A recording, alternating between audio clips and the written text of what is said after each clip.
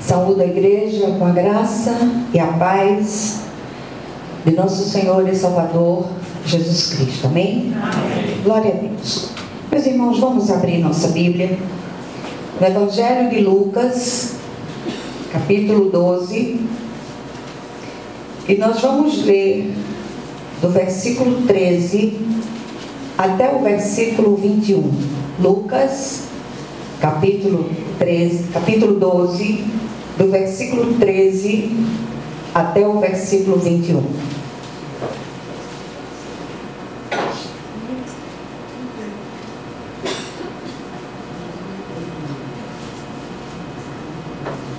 Todos acharam? Amém. Então diz assim a palavra do Senhor. Nesse ponto, um homem que estava no meio da multidão lhe falou: Mestre, ordena meu irmão que reparta comigo a herança. Mas Jesus lhe respondeu: Homem, quem me constituiu juiz ou partidor entre vós? Então lhes recomendou: Tende cuidado e guardai-vos de toda e qualquer avareza, porque a vida de um homem não consiste na abundância dos bens que ele possui. E lhe proferiu ainda uma parábola, dizendo: O campo de um homem rico produziu com abundância.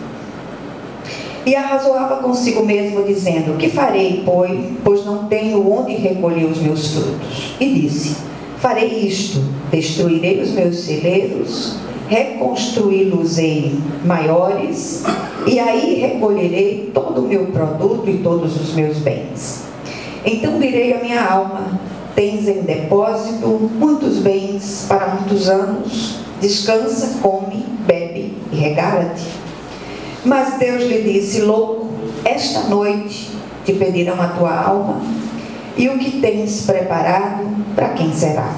Assim é o que entesoura para si mesmo e não é rico para com Deus. Amém? Amém. Vamos orar mais uma vez. Querido Deus e Pai Celestial, nós rogamos a Ti, pelas misericórdias vivas de Jesus, que o Senhor venha ministrar na profundidade dos nossos corações.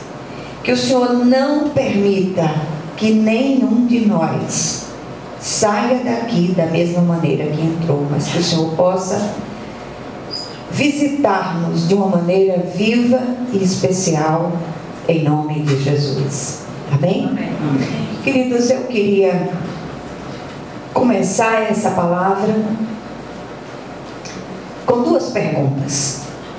Primeira pergunta: e se hoje pedirem a sua alma? Sua vida terá valido a pena?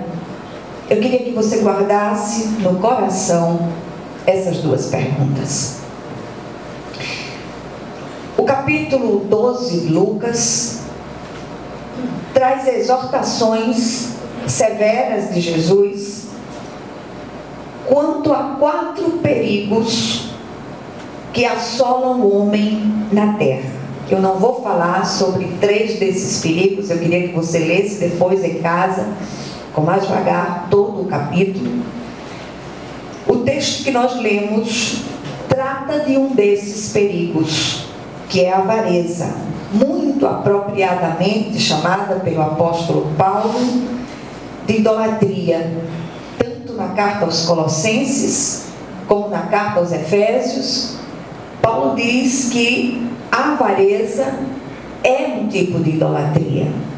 É aquela idolatria onde o ídolo é o dinheiro e os bens materiais. E ele é muito enfático, sobretudo na carta aos Efésios. Ele diz que o avarento não entra no reino de Cristo e de Deus. Isso é muito interessante. A parábola que nós lemos, ela ilustra essa triste realidade. Mas antes, Jesus exorta aquele homem que eu procurara, dizendo assim: Tende cuidado e guardai-vos de toda e qualquer avareza, porque a vida de um homem não consiste na abundância de bens que ele possui. Nós estamos vivendo um tempo em que, mesmo aqueles mais céticos, no meio do povo de Deus, têm percebido os sinais da segunda vinda, os ecos da segunda vinda são absolutamente perceptíveis àqueles que têm um mínimo de sensibilidade espiritual. Eu queria chamar a sua atenção hoje para essa questão, para nós pararmos hoje e fazermos um balanço da nossa vida espiritual. Será que verdadeiramente nós temos entendido o sentido profundo da salvação em Cristo Jesus? Paulo, falando a Timóteo, ele diz o seguinte: tendo sustento e com que nos vestir, estejamos contentes. Ora, os que querem ficar ricos caem em cilada e em muitas concupiscências insensatas e perniciosas, as quais afogam os homens na ruína e perdição. Porque o amor ao dinheiro é a raiz de todos os males, e alguns nessa cobiça se desviaram da fé e a si mesmos se atormentaram com muitas dores. No meio da multidão onde Jesus estava, surge um homem que se dirige a Jesus com um pedido: mestre, ordena meu irmão que reparta comigo a herança. E naquela ocasião, naquela época, era comum os rabinos se envolverem em assuntos legais, fazendo o papel de juízes. Entretanto, Jesus se recusa a envolver-se naquela questão, certamente porque conhecia o coração daqueles dois irmãos. E é muito interessante nós observarmos as lutas das pessoas por ter cada vez mais. E outro dia eu assisti um vídeo, um pequeno vídeo. Era um vídeo de comédia, mas trazia um sentido trágico, onde um empresário muito rico, falando ao telefone com sua esposa, e a esposa cobrava dele que ele não vinha almoçar, que ele não dava atenção, que ele não conversava com os filhos, que ele não fazia companhia a ela. E ele retrucando cada uma das palavras daquela mulher, dizendo: olha, você está cobrando demais, você tem cartões de crédito, você tem o carro do ano que você quer, você tem isso, você viaja para onde quer, você gasta demais, você faz isso e aquilo, eu não tenho tempo para você. Agora mesmo eu tenho uma reunião muito importante, não posso deixar de comparecer a essa reunião, me deixe em paz, deixe de tanta cobrança, mulher. E desliga o telefone praticamente na cara da mulher. E ali onde ele está, aparece a ele a figura da morte, como a gente costuma ver, com aquela caracterização esquisita, com a foice na mão. E ele fica assustado com aquela figura e pergunta: quem é você? Ela diz: eu sou a morte, eu vim buscar. Ele disse: a mim? Mas eu não estou doente, eu não tenho nada, eu estou com muita saúde. Não quero saber não, mas hoje chegou o seu dia e você vai... E ele faz até um gesto assim muito engraçado: vou ceifá-lo, vou tirá-lo hoje. E ele tenta negociar com a morte de todas as maneiras, mas ela fica irredutível: não tem jeito não tem negociação, seu tempo de validade acabou, você tem que ir embora hoje. Eu sei que negocia daqui, negocia dali. E a morte disse a ele: tá bom, daqui a 5 dias. Ele disse: mas é muito pouco. Isso é tudo que eu posso fazer, 5 dias. E ele aí liga para a mulher imediatamente: minha filha, olha, vamos nos preparar para fazer uma viagem, vamos nos preparar para fazer um passeio. Você reclamou. E a mulher deve ter ficado assustadíssima do outro lado, porque a mudança foi radical. E aí ele disse: vamos fazer isso agora, eu estou dizendo hoje, se prepare as malas, porque a gente vai sair agora, a gente não sabe o que é que pode acontecer daqui a 5 dias. Aquela história parecia uma comédia, mas se nós pararmos hoje e o Senhor dissesse para nós: louco, e se hoje pedirem a sua alma? O que você tem avidamente ajuntado, as suas esquisitices, as suas ranzinzices, o seu controle controle sobre todas as coisas, a falta de atenção com sua casa, com seus filhos, com sua esposa, com seu marido, tudo isso que você tem feito, você vai prestar contas. O homem sábio ajunta para si valores eternos. O louco ajunta coisas transitórias. E se hoje pedirem a nossa alma o que temos ajuntado tão avidamente, para quem será? Hoje é dia de ceia do Senhor, é dia de reflexão profunda da nossa caminhada com Jesus. Dificilmente pensamos sobre este assunto. Na verdade, quando nós pensamos sobre coisas espirituais, é sempre numa perspectiva do aqui e do agora, daquilo que essas coisas espirituais podem repercutir na nossa vida hoje. Nós nunca pensamos em termos de eternidade. Essa semana nós fomos surpreendidos com um jovem de 21 anos, aparentemente saudável. Esse menino até então, a família não tinha conhecimento de que ele tinha qualquer enfermidade. Ele passou mal e teve uma morte súbita. Para vocês terem uma ideia, não se descobriu a causa-mortes. Alguns órgãos ficaram para serem estudados, analisados, para se definir uma causa-mortes. Mas aquele menino até outro dia estava indo e vindo, namorando, indo para a casa da namorada, indo e vindo. E de repente, esse menino morre. E se hoje pedirem a sua alma, o que você tem ajuntado, o que você tem feito, para quem será? Não importa a idade que você tem. Nós chegamos nessa terra com um prazo de validade.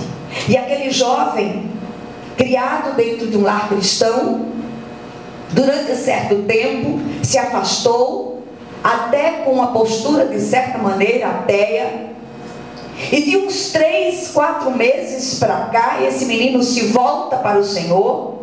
Ele busca o Senhor com toda a força do seu coração, se consagra a Ele, e teve tempo de voltar à prática das primeiras obras, e ali ele foi levado para a casa do Pai.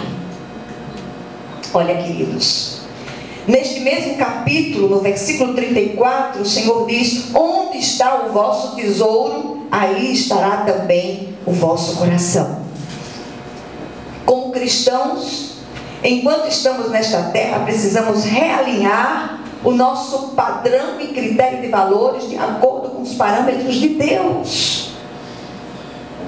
Muitos lares têm estado esfacelados, muitos relacionamentos partidos, muitos filhos ressentidos com a postura dos pais, muitos pais ressentidos com as posturas dos filhos.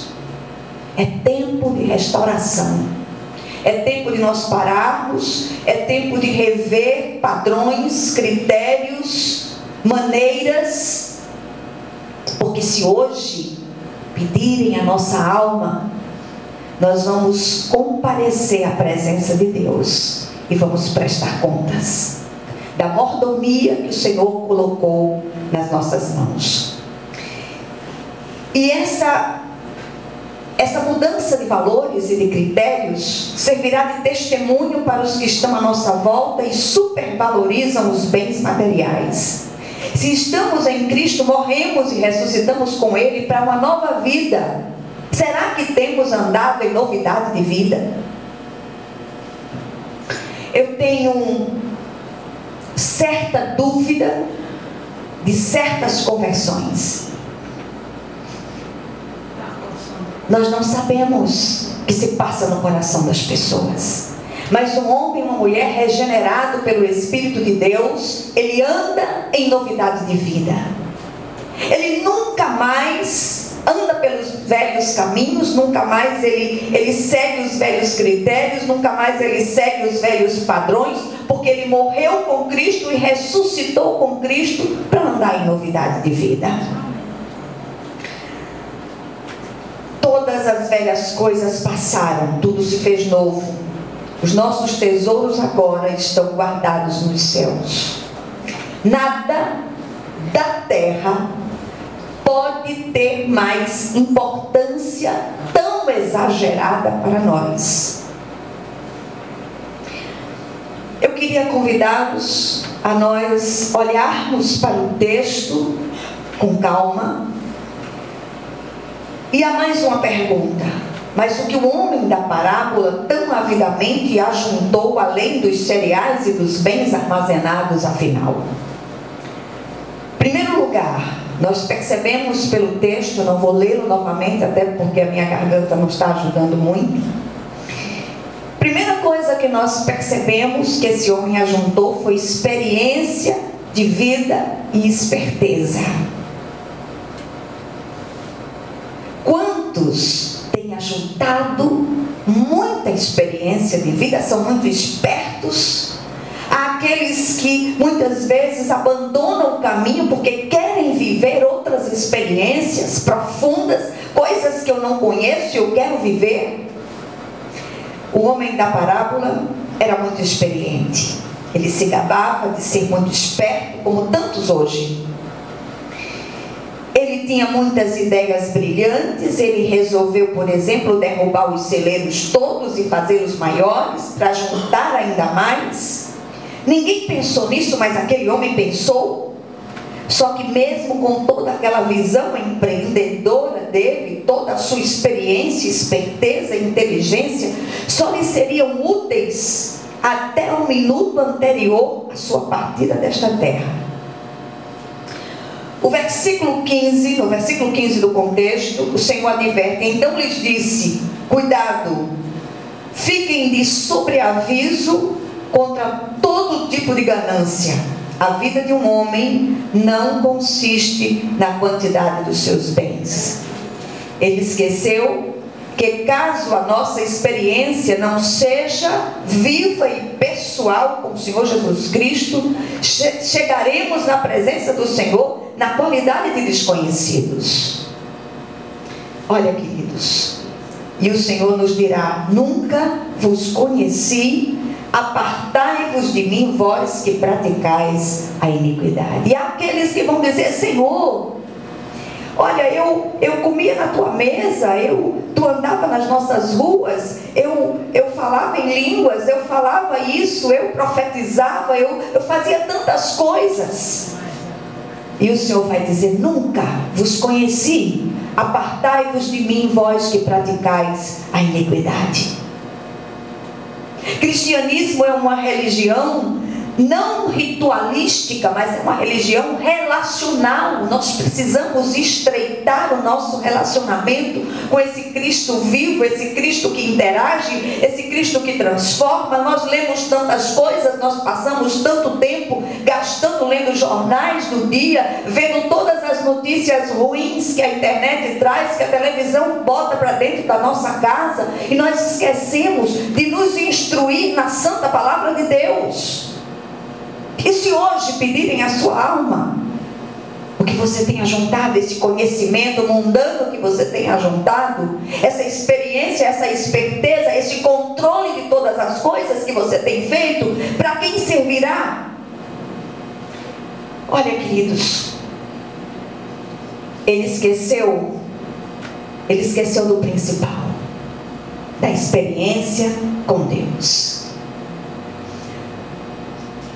E o Senhor nos dirá naquele dia, ou dirá àqueles naquele dia, quero repetir mais uma vez: nunca vos conheci. Mateus 7:23. E eu pergunto a você: e a experiência de vida que você ajuntou, para quem servirá? Segunda coisa que aquele homem ajuntou, com toda certeza, versículos 19 a 21, bens materiais. É impressionante que quando nós ouvimos as notícias que vêm de fora, sobretudo as notícias que vêm de África e de outros continentes, onde a igreja tem sido assolada, perseguida, cristãos mortos, igrejas inteiras incendiadas por aqueles que perseguem o cristianismo, nós percebemos uma uma efervescência na fé dessas pessoas tão grande. Outro dia vieram imagens da África, com um professor de uma escola dominical, dando aulas para crianças sentadas num tronco velho, e as crianças ávidas por aquela palavra, ávidas por aquela aula. E hoje, como nós respeitamos as crianças no sentido de fazer o que elas querem. Eu não quero ir para a igreja hoje. Criança não tem querer.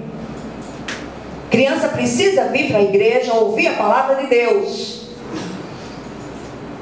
Porque mais tarde, quando elas estiverem mais velhas, adultas, aí só jejum e oração. Aí não tem mais jeito.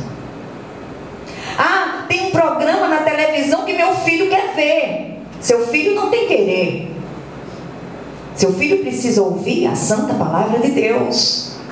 Como aquelas crianças de África que estão ali ávidas por aquela palavra trazida por aquele professor num lugar árido, num lugar seco, num lugar sem vida, mas elas estão ali ouvindo e se alimentando da santa palavra de Deus. As últimas imagens que vieram foram terríveis. Cristãos incendiados, mas que não negaram ao Senhor. E nós aqui no Ocidente, nós achamos que falta sempre alguma coisa. Você tem um carro, você quer outro. Você tem uma casa, você quer outra. Você está sempre querendo mais. E aquele homem possuía muitos bens e achava que tinha a vida nas mãos, mas o Senhor disse: louco, esta noite vão lhe pedir a sua alma. E se nessa noite lhe pedirem a sua alma, o que você tenha juntado, para quem será? Tudo que você pensa que é seu ficará aqui e outros desfrutarão. As roupas que você pensa que são suas, outros vestirão. Os sapatos, tem gente que parece uma centopeia, tem 500 sapatos, quando tem gente que não tem nenhum. É impressionante. Esses sapatos todinhos você vê para os outros. Os livros, os CDs, serão de outros. Outros vão dormir na sua cama, vão ocupar seu lugar. E o que você tem ajuntado tão avidamente, para quem será? Caixão de defunto, não tem cofre, nem tem gavetas. O profeta Isaías pergunta: por que gastar dinheiro naquilo que não é pão e o seu trabalho árduo naquilo que não satisfaz? Escutem e comam o que é bom, e a alma de vocês se deliciará na mais fina refeição. Deem ouvidos e venham a mim, ouçam-me para que sua alma viva. Farei uma aliança eterna com vocês, minha fidelidade prometida a Davi. Venham a Cristo. O Senhor convida hoje você, abra seu coração, entregue a sua vida a Jesus. Se os seus olhos espirituais forem abertos, se os seus ouvidos espirituais forem abertos, não importa se você passou a sua vida inteira indo e vindo à igreja, mas se você nunca teve uma experiência pessoal com o Senhor Jesus, você vai ficar de fora. Se você não se empenhar em ajuntar tesouros no céu, chegará diante de Deus como a igreja de Laodiceia. A igreja de Laodiceia, que pensava ser rica e abastada, mas na verdade o Senhor lhe diz que ela é pobre, cega, miserável e nua. O Senhor nos adverte em Mateus 6,33, ele diz: buscai em primeiro lugar o seu reino e a sua justiça, e todas estas coisas vos serão acrescentadas. Aquele homem procurou Jesus como tantos hoje. Ele queria que o Senhor o servisse, mas não queria servi-lo. Na verdade, quando somos agraciados com bens materiais, o Senhor tem um propósito: investir no reino de Deus e ajuntar e ajudar o próximo. O Senhor disse que o Evangelho precisa ser anunciado, pregado até os confins da terra. Invista na obra missionária. Tem muitos servos de Deus que estão precisando de ajuda. Você gasta tanto. A gente tem ali uma lista, não precisa trazer dinheiro para a Igreja Betel, não. Está ali uma lista enorme de missionários, que é só você chegar, pegar o número de uma conta daquelas, é gente séria que está no campo, precisando de ajuda. Ajude essas pessoas. Olha, os bens e o dinheiro como escravos são excelentes, mas como senhores, eles são implacáveis. O seu tempo de validade está terminando. Ainda dá tempo de estender a mão e fazer algo por alguém. Os bens que você tem ajuntado, para quem ficarão? Em terceiro lugar, certamente aquele homem também deve ter ajuntado reconhecimento humano, aplauso dos homens, influência. Embora o texto não fale explicitamente sobre isso, nós sabemos que o reconhecimento humano e a influência são consequências daqueles que ajuntam tanto experiência quanto bens materiais. Aqueles que têm muitos bens sempre são reverenciados. Todos os troféus, medalhas, comendas, distinções, diplomas, amigos influentes e coisas semelhantes serão absolutamente inúteis do lado de lá da eternidade. Do lado de lá só há um reconhecimento válido: o reconhecimento de Jesus. Se Ele o reconhecer, você entra. Do contrário, você ficará do lado de fora. E ali haverá trevas, choro e ranger de dentes. O único meio de esse reconhecimento acontecer é entregar sua vida ao senhorio de Cristo, recebendo como Senhor e Salvador pessoal. Outro dia eu estava comentando com o pastor Malto. Essa é uma verdade teológica tão profunda que muitos, mesmo em outros guetos cristãos, começam a perceber. Eu escutava um padre da Canção Nova pregando sobre salvação no texto de Romanos, capítulo 9, e ele dizia o seguinte: que o único meio pelo qual nós somos salvos é por meio de Jesus Cristo. Não importa nenhum outro meio, não há nenhum outro meio. E aquilo me surpreendeu. Então nós precisamos entender isto. Só por meio de Jesus nós obtemos a salvação. Venha como está, Ele conhece a sua dificuldade, Ele conhece a sua limitação, Ele conhece a sua fraqueza. Ele é o transformador por excelência. Caso você não se reconcilie hoje com o Senhor, por meio da fé em Cristo Jesus, e ainda nesta noite pedirem a sua alma, você chegará diante do tribunal de Deus na qualidade de seu inimigo. E Paulo diz em Romanos 5,10: nós éramos inimigos de Deus, mas fomos reconciliados com Ele pela morte de seu Filho. O reconhecimento humano e a sua influência, de que servirão na eternidade? Queria que você parasse para pensar nisso. Talvez você esperasse uma palavra light nesta noite, mas foi a palavra que o Espírito de Deus colocou no meu coração, e que essa palavra possa repercutir, ela possa constrangê-lo, ela possa incomodá-lo hoje, em nome de Jesus. Essa é a minha oração. O que aprendemos aqui? Em primeiro lugar, Deus não condena os bens adquiridos, condena o mau uso deles. Tudo que temos, somos, sabemos, deve ser para a exclusiva glória do seu excelso nome. Segundo lugar, experiência humana, bens adquiridos e reconhecimento humano são valores transitórios. Precisamos realinhar nosso critério de valores e começar a valorizar os bens celestiais que os ladrões não roubam e a ferrugem não destrói. Terceiro lugar, precisamos parar de investir no que não tem durabilidade e investir no reino de Deus pois é o único investimento que garante dividendos eternos. Atente para o homem da parábola de Jesus. O mais triste não foi o que ele deixou para trás, mas o que teria pela frente. Uma eternidade sem a presença favorável de Deus. E em último lugar, se você quer abrir um tesouro no céu hoje, entregue a sua vida a Jesus. Há alguém nessa noite que gostaria de fazer essa entrega pessoal?